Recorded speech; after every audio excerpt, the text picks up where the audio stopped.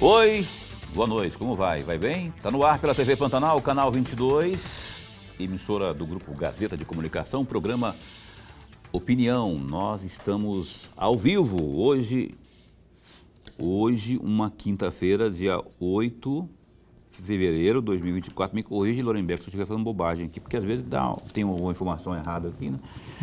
Mas aqui é isso. Estamos numa quinta, ao vivo aqui, no programa Opinião, mais uma vez, com muita satisfação com você, não é? Como sempre, ocorre. E por falar em satisfação, é com grande alegria e satisfação que a gente recebe mais uma vez aqui a Catiane. A Catiane já esteve conosco aqui, Catiane Boschetti da Silveira. Ela vem aqui porque ela está na condição de assessora especial da presidência do Tribunal de Justiça de Mato Grosso. E ela vai falar muito de justiça restaurativa. Tem muita informação importante. Tal como ocorreu da outra vez, não é, que teve uma repercussão muito boa da nossa Catiane aqui no programa Opinião. Ok? Professor Lorenberg, e aí, como vai? Vai bem? Muito bem, Paulo. Boa noite, Paulo Coelho, e um grande abraço, mas um grande abraço mesmo a todos os nossos telespectadores, a razão maior do nosso programa. Grande verdade. Então, olha, aonde quer que você se encontre, com quem quer que você se encontre, como quer que você se encontre, aonde quer, a gente está aqui no canal 22 e também pelo www.gazetadigital.com.br e ainda pela página no Facebook da TV Pantanal. Você que acompanha a gente em qualquer canto do mundo, muito obrigado pelo carinho da companhia também, viu? Você quer acompanhar pela internet também, além do Gazeta Digital, vai lá no Facebook e digita lá TV Pantanal 22 HD, aí vai abrir lá, não é, a página da TV Pantanal, e aí lá na programação vai estar lá a gente, estaremos lá, como estamos aqui, né? Ao vivo é só clicar e acompanhar, ok? Pode inclusive interagir conosco, mandando mensagens, perguntas, opiniões, sugestões. E então tá, espero você. Ou se quer mandar também pelo zap 999322529, também está à disposição, está aí no canto inferior da sua tela. Catiane, muito bom tê-la aqui, obrigado por aceitar o nosso convite. Eu gosto muito de esse tipo de assunto, quando vem lá do tribunal, que tem esse tipo de iniciativa como a justiça restaurativa. A gente fica muito contente porque é uma forma de levar a informação até muita gente que nem sabe do que se trata, não é? Então, aqui a nossa Catiane vai falar um pouco sobre isso. Bom tê-la aqui, obrigado por aceitar. Já vou pedindo para que você faça, então, essa explanação aos incautos, a quem, não, porventura, não saiba sobre a justiça restaurativa, como que ela está inserida no estado de Mato Grosso, o que é, como funciona, os benefícios, enfim. Boa noite. Boa noite, Paulo, professor. É um prazer estar com vocês e poder levar para a população, a gente poder conversar sobre essa temática que vem sendo cada vez mais necessária, né? Não é uma temática nova, mas se faz cada vez mais necessária, principalmente em tempos que a gente precisa olhar, fortalecer e buscar a pacificação social. Eu estive com vocês o ano passado, representando o Tribunal de Justiça, né? Passaram-se aí 7 meses e a gente já tem dados atualizados, com mais história, inclusive, para contar, e certamente também poder ter aprendido muito nesse estado de Mato Grosso, né? Tão rico em belezas naturais, mas também de histórias de pessoas e de iniciativas, principalmente quando a gente junta os poderes. Penso que um dos grandes diferenciais que a gente vem construindo com o Tribunal de Justiça, né, a partir do Tribunal de Justiça, Paulo, justamente fortalecer as parcerias com os outros poderes. Quando a gente fala em justiça restaurativa especificamente, justiça restaurativa que é algo que acontece há muito tempo, só que na década de 70 a gente começa a ver as primeiras literaturas falar em justiça restaurativa, mas já acontecia antes, essa justiça que antes a gente pensava nela, né? E a literatura traz para cuidar de uma vítima. E se a gente pensar em processos judiciais, essa vítima que por vezes ou na sua grande maioria do tempo até então, ela participava das audiências muito mais como prova para incriminar o outro do que de fato para ser cuidada, né? Essa vítima com as suas necessidades, que outras pessoas que estão envolvidas também acabavam sofrendo e tendo os traumas, a justiça restaurativa nasce nessa perspectiva. Passa-se os anos, nós temos a justiça restaurativa podendo acontecer nas comunidades. E o ano de 2023, e é essa história, quem sabe, a mais forte que a gente tem para contar, o ano de 2023, professor, foi o ano da justiça restaurativa na educação. O próprio Conselho Nacional de Justiça, né, ele referencia que é o ano da justiça restaurativa na educação. O MEC, depois dos últimos acontecimentos, das tragédias que nós tivemos aí, né, nas escolas envolvendo extrema violência, o MEC também olha para a justiça restaurativa e diz que ela é uma filosofia, uma ideologia, uma busca por uma transformação social para que a gente possa prevenir, sim, a violência. Então a gente sai daquele espaço formal do tribunal e só do crime para olhar para a justiça restaurativa como uma filosofia que perpassa os nossos relacionamentos. E aqui neste estado, o que a gente mais tem conseguido fazer é fazer parcerias com o Poder Executivo municipal, estadual, parceria com o Legislativo. Para vocês terem uma ideia, nós já temos no estado de Mato Grosso 19 leis municipais trazendo a justiça restaurativa como um programa de pacificação social nos municípios. Exemplo claro, mais recente, Campo Verde. Exatamente. Uma equipe foi montada lá, não é? Exatamente. Um exemplo exitoso, inclusive, Campo Verde. Exitoso. Campo Verde vem sendo uma referência, inclusive quando eu cheguei no Estado, os meus primeiros dias, né, de servidora do tribunal, eu passei uma semana em Campo Verde já vendo o trabalho que Campo Verde vinha desenvolvendo de fato. E tem sido uma inspiração para o estado todo.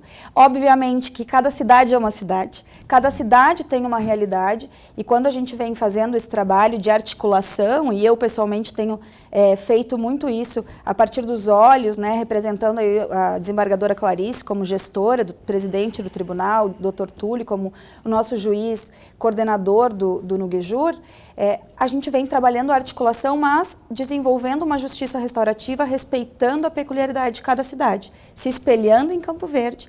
Campo Verde, para vocês terem uma ideia, concorreu ao Prêmio Inovari o ano passado, né? Ficou muito bem colocado, foi passando das etapas. Hoje, eu até trouxe esse dado, hoje nós temos lá 299 pessoas que já receberam formação para trabalhar com justiça restaurativa e prevenção à violência a partir dos círculos de construção de paz, que é a metodologia que nós usamos. 14 das 16 escolas em Campo Verde utilizam essa metodologia para trabalhar com as crianças e os adolescentes, atingindo também as famílias nos outros serviços da rede de assistência social, da rede de saúde, e também acontecendo dentro do próprio judiciário. Então, assim, uma explanação mais breve para mostrar que a justiça restaurativa, ela serve sim para a gente cuidar da vítima, para poder olhar para esse ofensor, para poder trabalhar essa situação de conflito que já está instaurada, mas que ela trabalha muito bem também e tem um grande potencial na prevenção às situações de violência, seja entre vizinhos, entre marido e mulher, dentro das nossas casas, no ambiente de trabalho e no ambiente escolar também.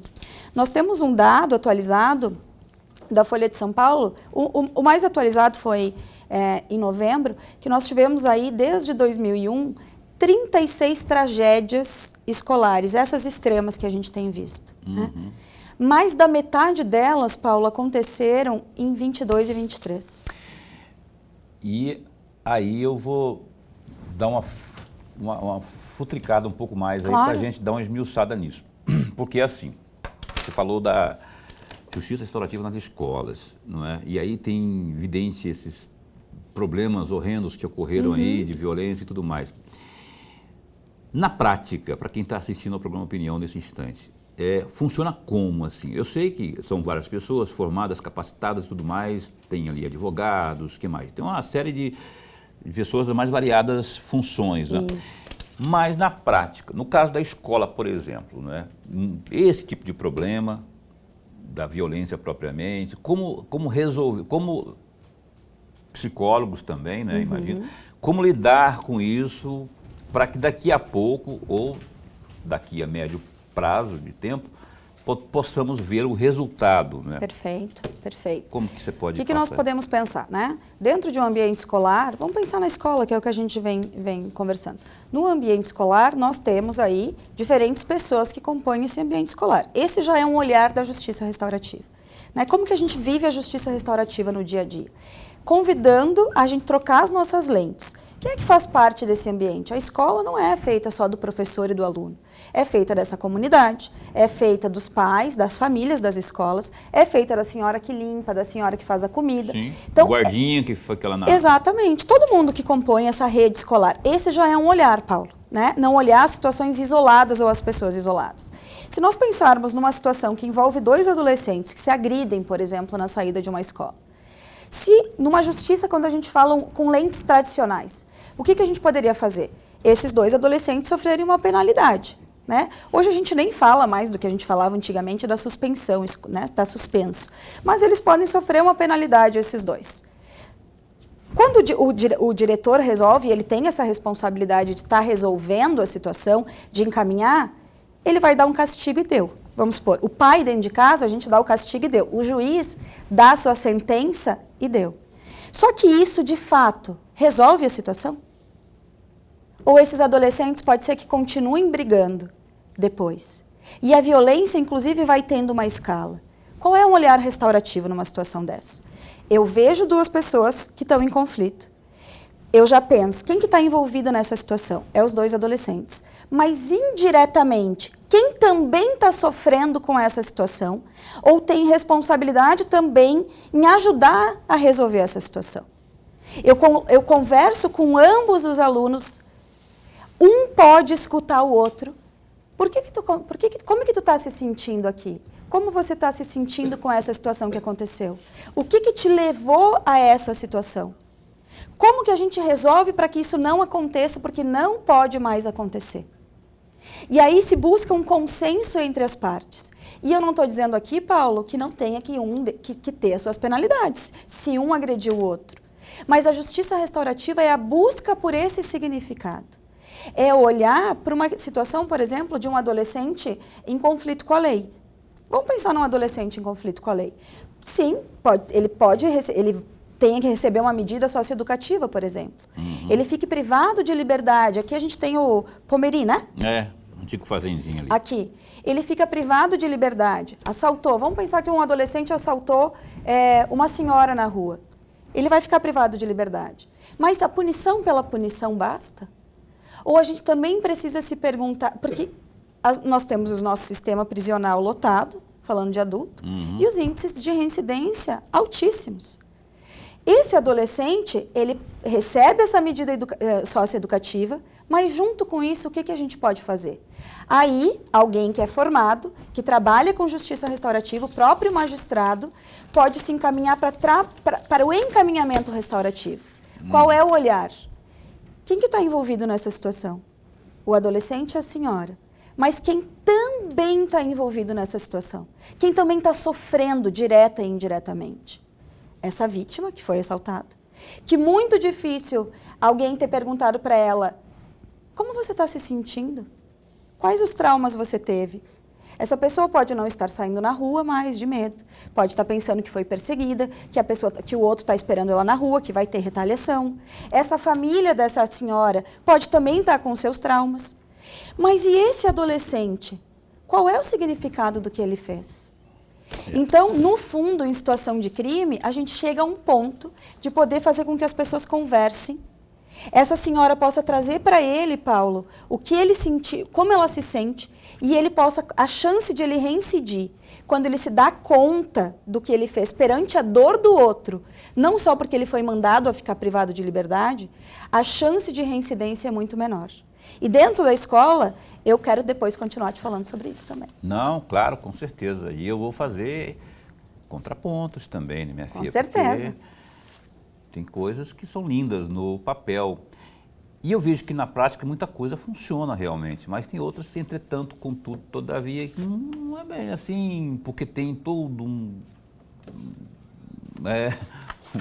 Mas o fato é que existe, pelo menos, iniciativa existem iniciativas como essa aí, do Poder Judiciário do Estado de Mato Grosso, né, que já apresentou resultados importantes aí. Né? Tomara que se prolifere e tomara que lá na ponta tenhamos resultados positivos. Restauração na acepção da palavra, né?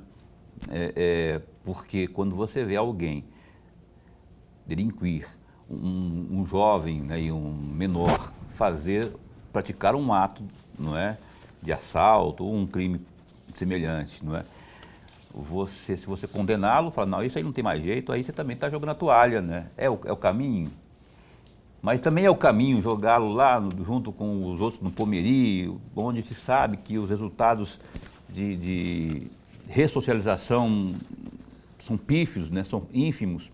Não sei. Vamos falar sobre isso mais daqui a pouco, mas eu quero chamar o Lorenberg para a conversa, por favor. Assessor, antes de mais nada, registrar a nossa alegria. Mas a alegria mesmo de tê-la aqui no nosso bate-papo, mais uma vez, nós ganhamos muito. Assessora, em outubro de 2023, a senhora chegou de ministrar uma palestra em Nossa Senhora do Livramento, aqui próximo de nós. Sim. O tema dessa palestra foi exatamente valores e princípios da justiça restaurativa no cotidiano profissional. Sim. E aí vem a minha pergunta, muito mais do que uma pergunta, é um pedido de reflexão.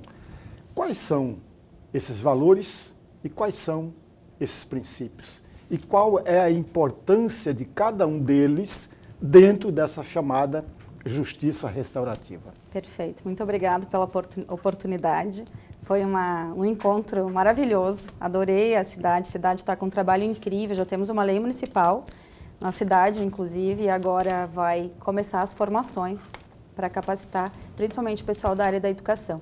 Quando a gente fala em valores e princípios, né, da justiça restaurativa no cotidiano profissional, é na perspectiva também que essa justiça restaurativa está nas nossas relações. Né? O cotidiano profissional é o espaço de convivência que nosso maior espaço de convivência. Certamente, né, vocês, assim como eu e como o público que nos acompanha, nós passamos muito mais tempo no trabalho do que em casa, com as pessoas que nós trabalhamos. E dificilmente nós conhecemos de fato quem está do meu lado, as suas histórias de vida, porque as histórias de vida nós somos os reflexos das nossas histórias de vida. Né? Muitas situações se dão no ambiente de trabalho porque nós não nos conhecemos. Então, a justiça restaurativa, que tem como valor, né, a responsabilidade, a corresponsabilização, o empoderamento, o respeito, que tem como princípio trabalhar em comunidade, esse viés de comunidade, de colocar os envolvidos direta e indiretamente juntos, o diálogo, para que a gente possa fortalecer e criar, fortalecer e restaurar vínculos, é o que a gente fala da nossa metodologia dos círculos de construção de paz. Nós temos um trabalho que a gente vem desenvolvendo e tem sido, assim, inclusive para o CNJ, uma referência, se chama Servidores da Paz, que é formar, nessa perspectiva da justiça restaurativa, os servidores do Poder Judiciário, para poder trabalhar com fortalecimento de vínculos entre as equipes de trabalho, proporcionando rodas de conversa com esses valores e esses princípios, sabendo que o outro que está comigo tem responsabilidade e tem poder sobre esse espaço que a gente divide. Nós temos tido resultados incríveis. Inclusive, uma forma da gente medir isso vai ser vendo, professor, a questão dos atestados por afastamento de saúde mental. Né? Nós temos isso na nossa realidade. Então, nós vamos ter uma série de medidas para poder acompanhar. Mas quando eu conheço o outro que está dividindo esse espaço comigo, eu vou trabalhar melhor, eu vou trabalhar mais feliz. Eu me sinto mais segura no meu ambiente de trabalho, eu me sinto menos ameaçada. Consequentemente, eu produzo mais e melhor. Eu faço a minha entrega melhor, eu atendo melhor o outro que vai estar comigo, seja o público externo, por exemplo. E eu consigo me relacionar melhor com as pessoas que eu tenho ali. Quanto mais eu conheço o outro, essa é uma premissa. Quanto mais eu conheço o outro, menos eu tenho necessidade de ferir o outro. Faz com que a expressão que ele tenha por vezes, e às vezes a gente pode estar com raiva, por exemplo, eu ser grosseira, eu estar mal-humorada, todos nós passamos por isso. Né? Só que nós não sabemos os motivos que levam o outro a passar por isso. Então, os princípios e os valores da justiça restaurativa permeiam essas relações do dia a dia. Né? A gente trazer isso para a nossa troca de lente, na maneira como eu vejo o outro. Não se dá de forma coercitiva, né? A forma de atrair esse público, as pessoas que se interessem, não é, que queiram melhorar como pessoas propriamente, não é? Eu imagino que seja trabalhoso, né? Você dizer assim, ó, pode ser melhor do que isso, essa confusão, esses demoniozinhos que estão na sua cabeça, que fazem com que você brigue com o outro e o outro com... Isso pode ser, por meio do diálogo, ser resolvido. Mas para isso, há que se atrair, não é? Há que se despertar isso nas pessoas, não é? Como fazer isso? Como que se dá isso? Nós estamos, e essa palestra na cidade é um exemplo, né? Nós estamos com um plano de implementação para convidar as pessoas a fazerem essas formações, a conhecerem essas formações, e isso também, estar aqui hoje também é um olhar restaurativo, né? É mostrar, isso está acontecendo, gente. Por mais que você não se forme, isso está acontecendo. É incluir. O pertencimento é um valor da justiça restaurativa também. Quando as pessoas pertencem a algo, mesmo que eu escolha não fazer, eu sei o que está acontecendo. Eu não estou fora, eu estou dentro. Eu consigo respeitar melhor, inclusive. Então, Paulo, a gente tem trabalhado de uma forma que é sensibilizar, difundir a justiça restaurativa nos municípios, né, do estado de Mato Grosso, por meios da imprensa, inclusive tem sido muito parceira. Nós trabalhamos com palestras para sensibilizar as pessoas. Quem se interessa, e o público, né, que está aqui conosco, pode entrar lá no site do Tribunal de Justiça, tem lá o NUGJUR, que é o Núcleo Gestor da Justiça Restaurativa, tem todas as informações de como se capacitar. E o que nós temos feito, Paulo, enquanto Tribunal de Justiça, né, nessa gestão da presidente Clarice, é através dessas parcerias, ofertar os cursos para as pessoas.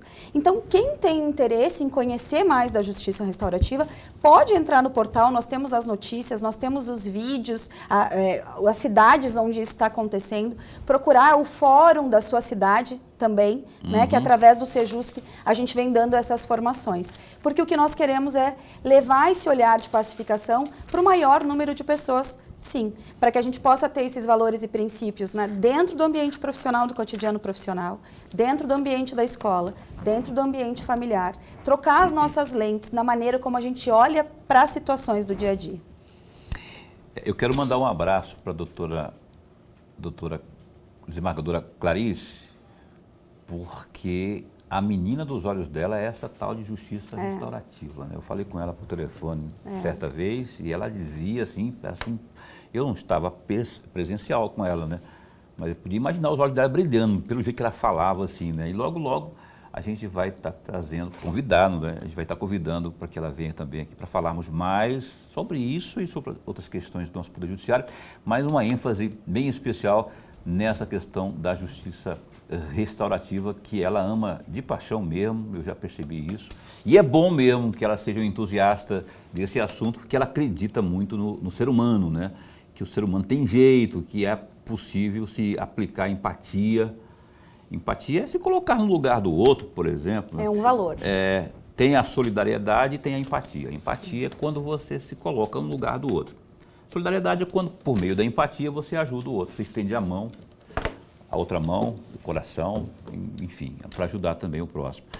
A opinião vai dar um tempo só para o intervalo comercial e volta já já.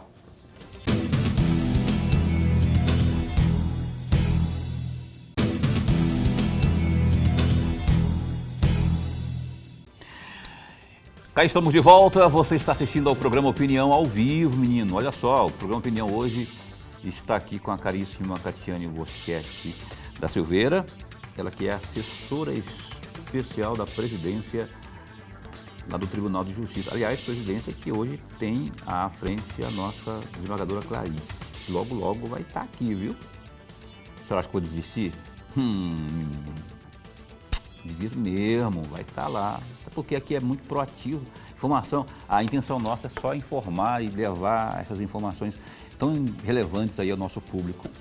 Público que nem sempre tem acesso a esse tipo de informação, né? Falar em informação, olha, www.gazetadigital.com.br.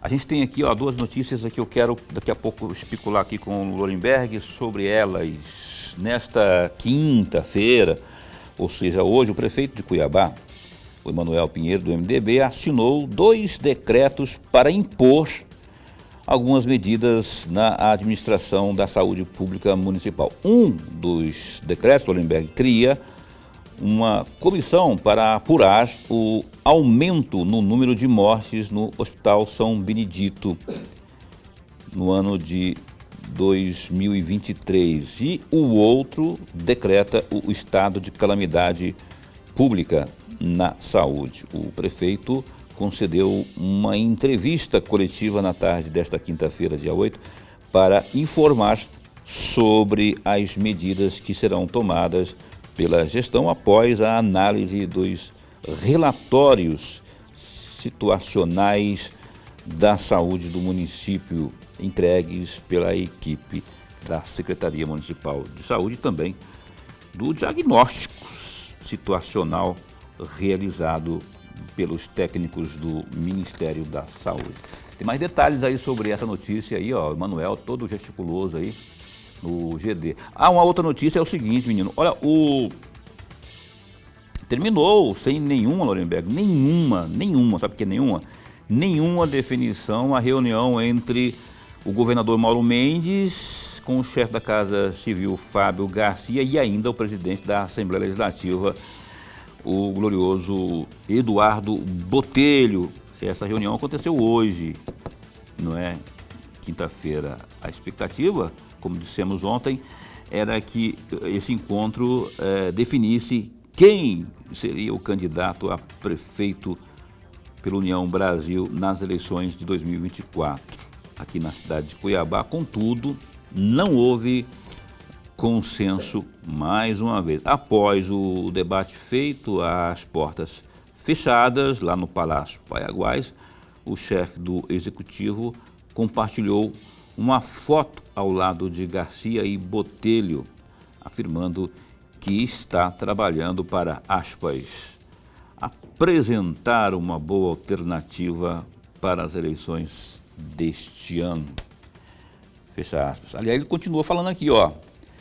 Eu terminei agora uma reunião com o Fábio Garcia, com o Eduardo Botelho. Nós discutimos um pouco sobre Mato Grosso e também sobre Cuiabá. Estamos conscientes que a nossa capital está em uma situação deplorável, cheia de rombos financeiros, atolada em dívidas, buracos, enfim.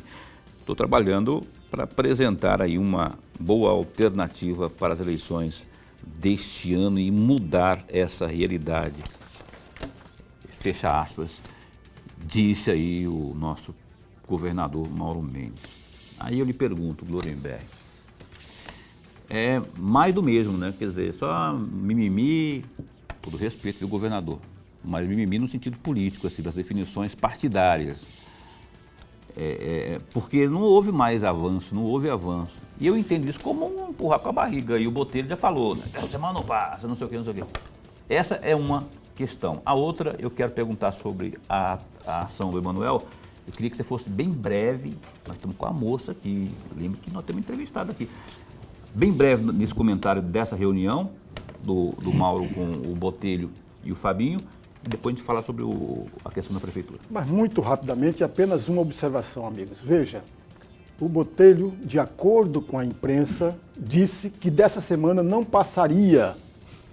Ele não esperaria, ele já estava, o seu limite de paciência já estava estourado e não passaria a decisão do governador a respeito da candidatura. No entanto, teve uma reunião, um encontro. Se não tiver um outro encontro amanhã, estamos no mesmo patamar, na mesma situação.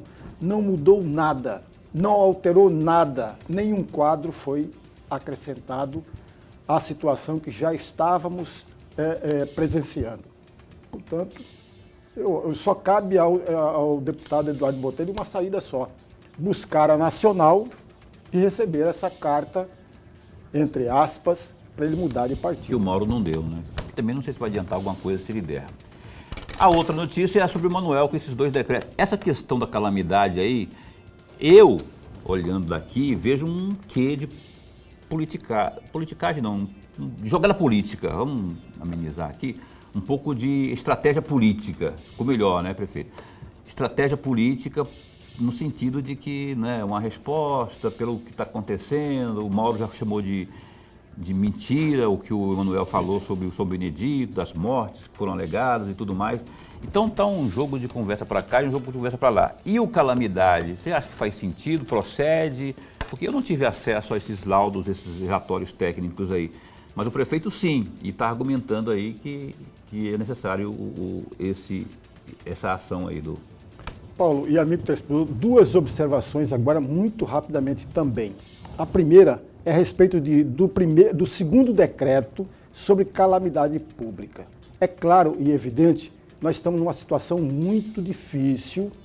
Em Cuiabá, um pouco menos do que o restante do país com relação à dengue e o próprio coronavírus.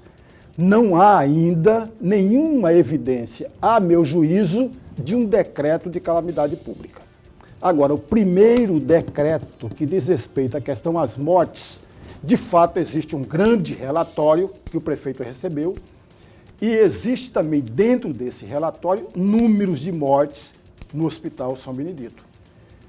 Do dia 15 de março a dezembro de 2022, portanto, antes da intervenção, nesse período morreram ou foram registrados 106 mortes. Conforme o relatório, né? De acordo com o relatório. Eles fizeram um levantamento no dia 15 de março até dezembro, 106 mortes. Já no período da intervenção, dia 15 de março até dezembro, 196 mortes.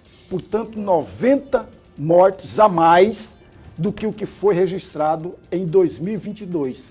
A partir desse momento, vem esse primeiro decreto, a meu juízo, acertadíssimo.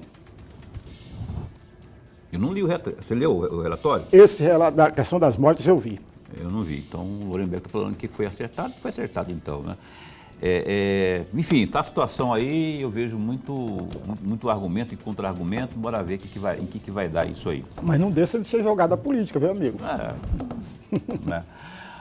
O Opinião está entrevistando aqui ao vivo hoje a assessora especial da presidência do Tribunal de Justiça de Mato Grosso, Catiane Boschetti da Silva. Você estava falando no bloco anterior que queria falar mais sobre essa questão nas escolas, né? Nas escolas. Eu já vou dar uma cutucadinha, porque é o seguinte, eu vejo, talvez, o cerne da questão, o X da questão, esteja além da escola, ou até antes da escola.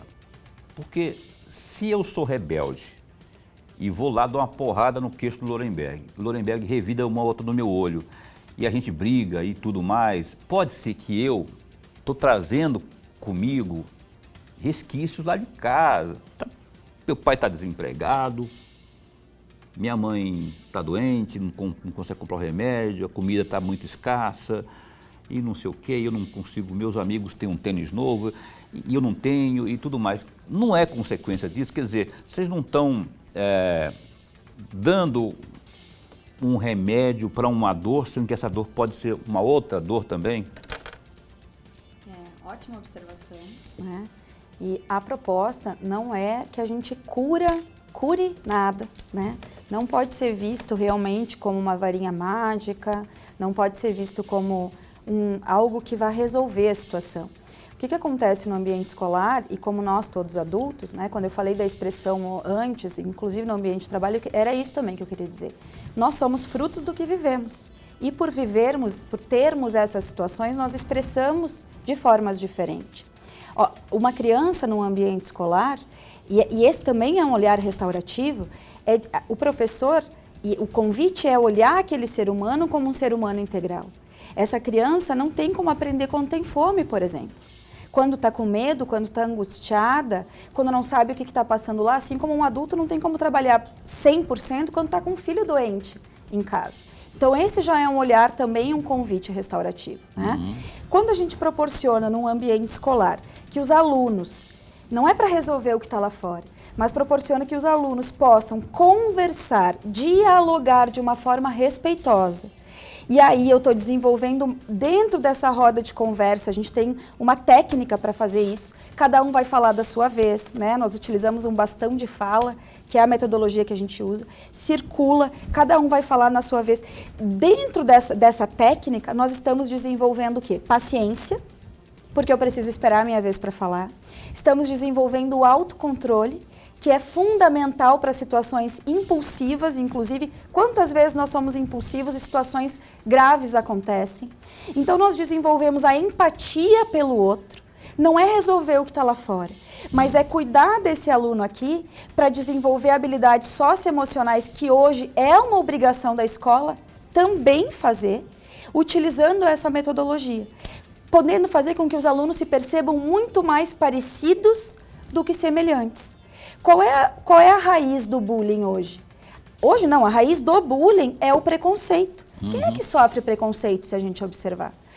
Aqueles autores que cometeram as 36 situações de violência extremas desde 2021, todos eles eram meninos, homens ou meninos, que eram alunos, ex-alunos de escola e se diziam ter passado por situações de violência no ambiente escolar.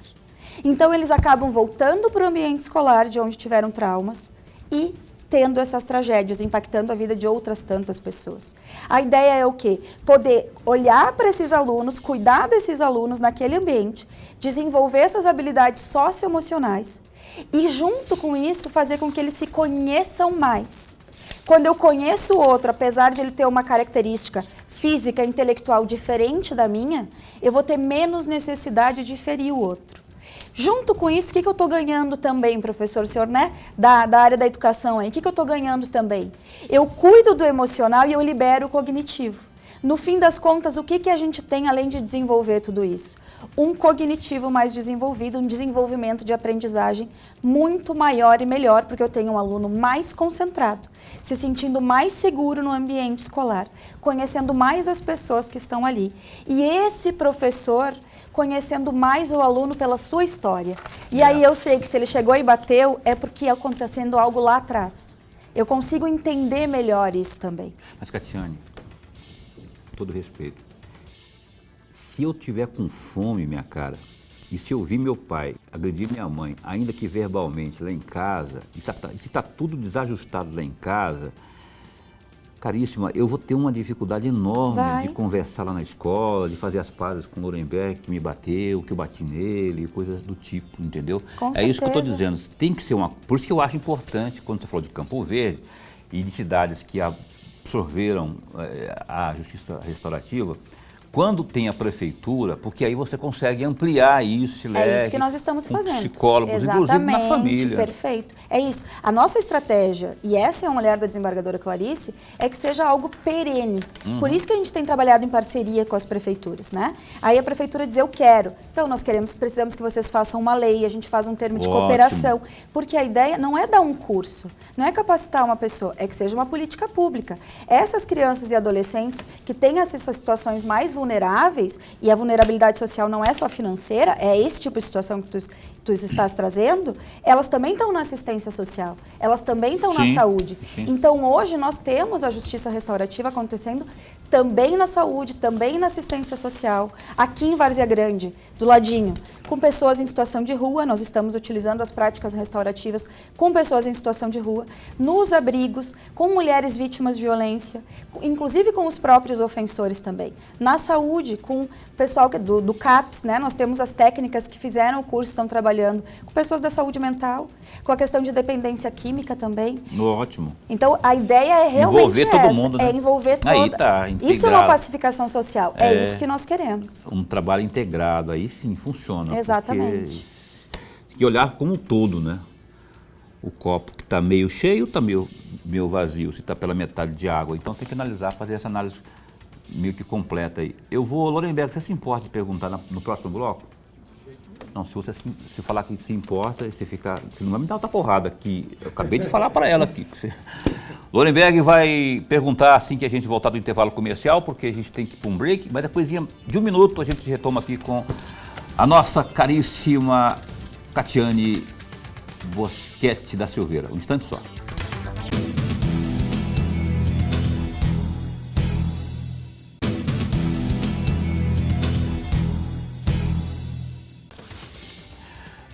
Aí estamos de volta com o programa Opinião, último bloco hoje do programa Opinião. Tanta coisa para falar com essa moça aqui, que é a nossa Catiane Bosquete, lá da assessoria especial da presidência do Tribunal de Justiça, que a gente vai tentar, né, absorver o máximo possível aqui. Professor Lemberg. Assessora, no dia 6 de julho do ano passado, tem no site do Tribunal de Justiça, tem uma matéria lá que me chamou a atenção e eu destaquei um trecho dessa matéria, que fala exatamente sobre os círculos de construção da paz são uma ferramentas utilizadas pela justiça restaurativa. Se são uma, significa que tem outras ferramentas. E aí vem a minha primeira pergunta. Quais são as outras ferramentas nesse processo todo? E a segunda questão, já emendando aqui, o nosso amigo telespectador que está acompanhando cuidadosamente todas as respostas, a senhora pode definir rapidamente o que é de fato justiça restaurativa? Claro.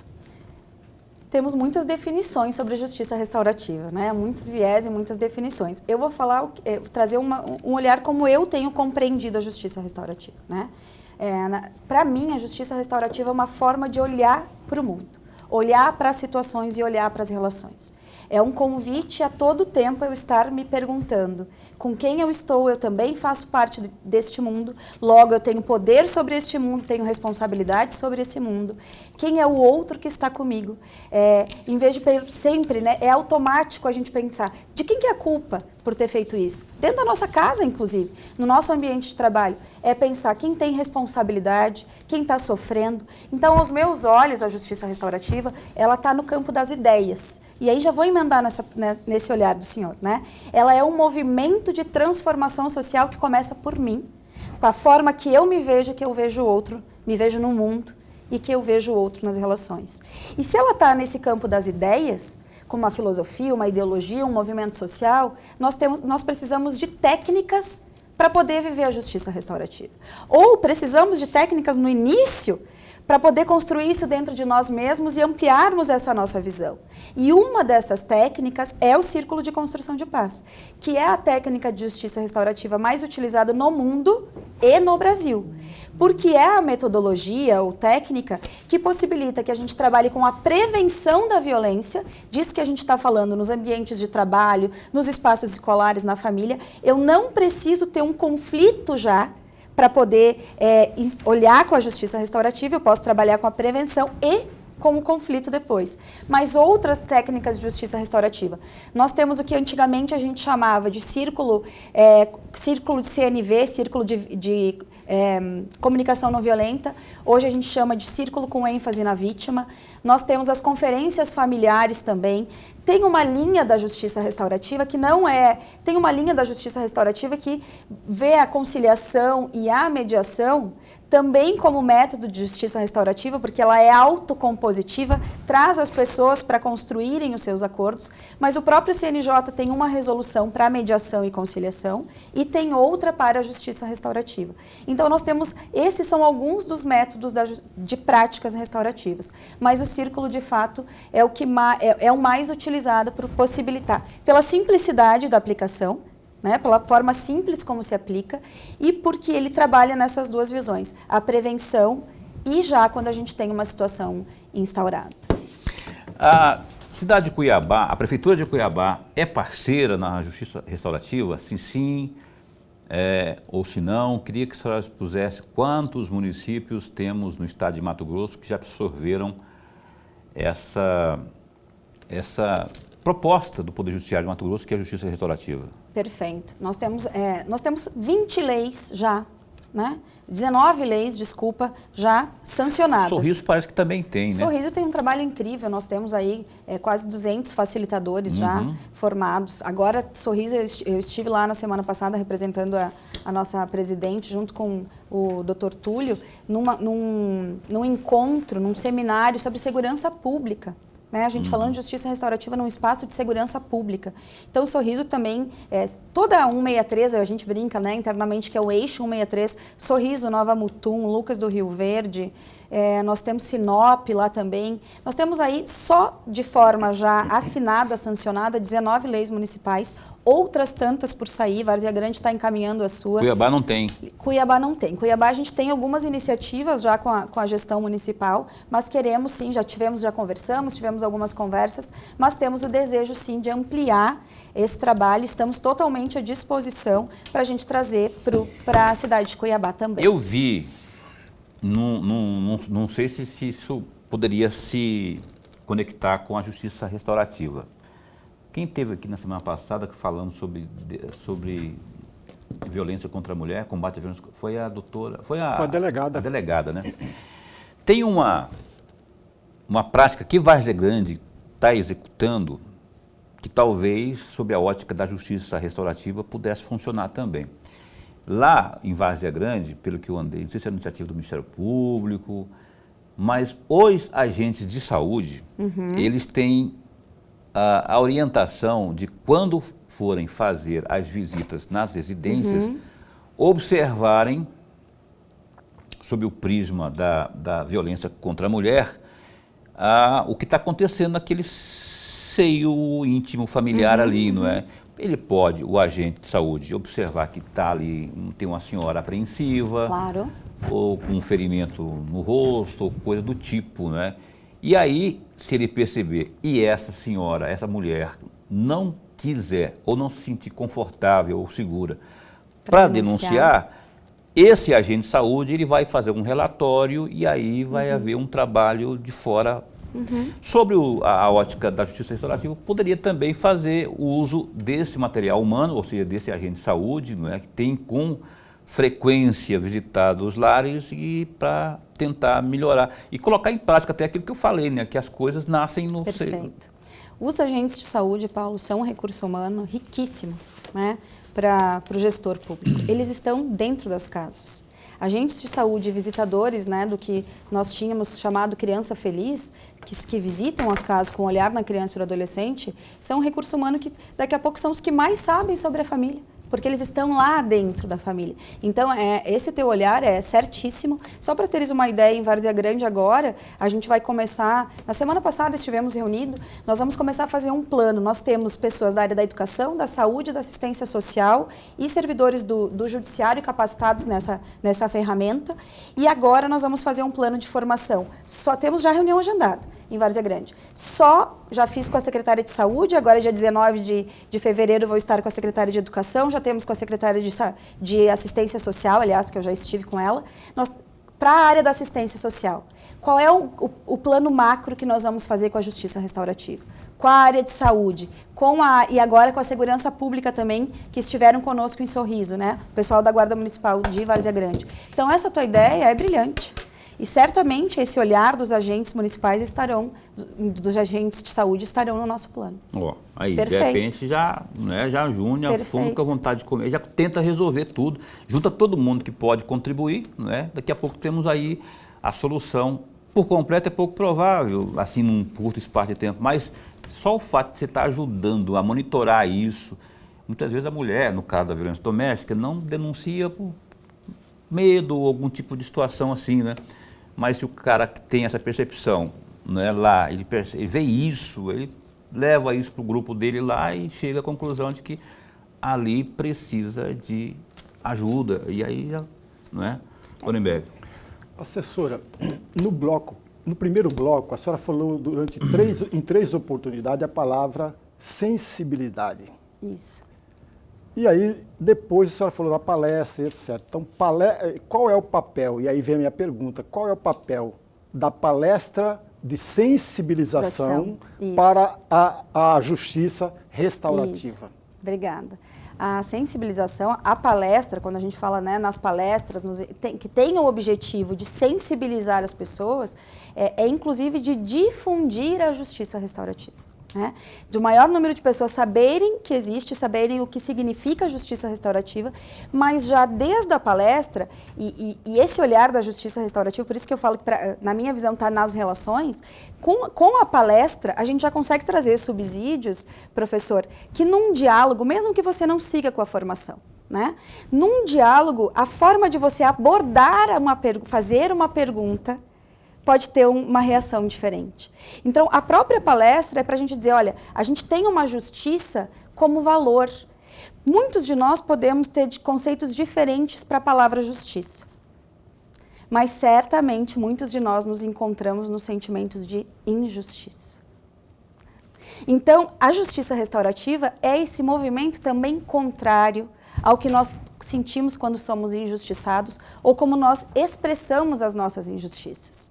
E aí poder difundir isso para o maior número de pessoas é para saber o conceito, para se interessar, olha, eu quero fazer isso, eu posso levar isso para a minha escola.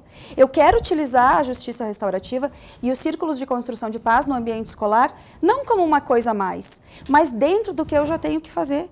Porque hoje a BNCC, todos os documentos orientativos da educação, eles trazem fundamentos que eu preciso trabalhar com a questão da abordagem de conflitos, com a diminuição da violência, com a empatia, com temas geradores que eu preciso trabalhar, o Setembro Amarelo. Tudo isso eu posso trabalhar com essa prática dos círculos de construção de paz dentro do ambiente escolar, ganhando o desenvolvimento de habilidades e toda a outra conversa que nós já tivemos. Já que eu estou cheio de pitaco hoje aqui, metido a pitaqueiro, botando para encerrar o programa aqui, eu lembrei de um negócio aqui agora que pode ser. Quer falar comigo aqui no ponto? Porque abriram aqui, aí eu fico meio perdido aqui nos raciocínios. Não quero, porque... para encerrar aqui, eu gostaria assim... Ok, obrigado. Agora que falaram, né? O que eu ia falar? Ah, tá. Escola. Por que a gente não... Aí eu acho importante a participação das prefeituras, não é? Se as prefeituras integrarem esse movimento lindo chamado justiça restaurativa, por que para ter essa comunhão, esse entrosamento, os pais envolvidos, por que não se usa, por exemplo, os espaços das escolas, o espaço físico das escolas, por exemplo, das escolas municipais, para fazerem nos finais de semana, domingo, por exemplo, gincana, aí a criatividade vai, né? Gincana, brincadeiras saudáveis, não é? Ou até com um cunho social mesmo, arrecadar recursos, a pessoa se sente útil, inclusive, né? E todo mundo fica junto ali, fica cada vez entrosado e todo mundo fica na paz, né? Já que um dos principais pontos aí é a pacificação. Você não acha que isso seria uma boa também? Pedagogicamente, agora eu vou falar com a minha... Pedagogicamente falando, eu compreendo que quanto mais ocupados os espaços, né, mais cuidado se tem com aqueles espaços, inclusive. A escola, ela é viva. Os professores mesmo, né, sentiam falta de ouvir o barulho dos alunos, aquele barulho que nos cansa, mas aquele barulho que é a vida. Então, eu entendo que se a gente conseguisse chegar, né, a nível de sociedade e desejo que a gente possa fazer isso, de poder ocupar esses espaços públicos que são de todos, mas de uma maneira que não cause para as prefeituras também mais gastos com a infraestrutura, né, a gente pode chegar nesse lugar. E aí a escola ser do espaço, ser cuidada pelo espaço. É isso que a gente também trabalha na justiça restaurativa. Esse também é um valor da justiça restaurativa. Quando eu me sinto parte daquilo, eu me sinto responsável por cuidar deste espaço. Que lá é meu também, estou integrado lá, não mexo, né? Não mexo no meu queijo, que lá é meu também, então... Eu compreendo, Paulo, como gestora pública que já fui, compreendo os desafios que são para fazer uma estrutura funcionar. Mas eu desejo, como ser humano, que a gente possa chegar num momento como sociedade, que a gente lide com esses saberes da comunidade, onde cada um tem a sua responsabilidade. Os líderes comunitários são pessoas importantíssimas, as famílias dos nossos jovens também. Que a gente chegue nesse momento, de daqui a pouco chegar numa autocomposição, compor algo para ocupar aquele espaço que é de todos também. Ótimo, eu queria continuar, porque tem assunto, não falta, nego, aqui tem assunto demais, mas a gente tem que orar de rede para cumprir. Eu adorei esse bate-papo mais uma vez, como sempre, como foi da outra vez, no ano passado também. Agradecer de verdade aqui a Tatiane Bosquet da Silveira, assessora da doutora Clarice, desembargadora Clarice, lá da presidência do Tribunal de Justiça. Esse espaço continua posto para bem informar. Obrigada. Quando eu te ligar, não fique brava, não. Porque é para uma boa causa, porque isso aqui é uma ferramenta de informação. Obrigado. Obrigada eu. Esse é mais um momento de sensibilização, professor. Obrigado pela oportunidade. Isso aqui é justiça restaurativa que nós estamos fazendo também aí, levando informação até você. Abraço ali para o Mário. Não, qual que é o nome do seu... Maurício. Maurício. Maurício foi de Porto Alegre para ver a noiva. Noiva. E casar. Tem um rapaz aqui, ó, tem 5 anos que está enrolando a noiva aqui. O nosso ali, 8 anos, né? Enrolando a noiva e não casa. E o Maurício veio para ver a noiva aqui, lá de Porto Alegre para Mato Grosso aqui. Abraço, viu, Maurício? Volte sempre. Lorenberg. Até amanhã. Amanhã a gente se encontra às 7h30 da noite aqui, ao vivo, no programa Opinião. Até lá, se cuida, fica bem, fica com Deus também.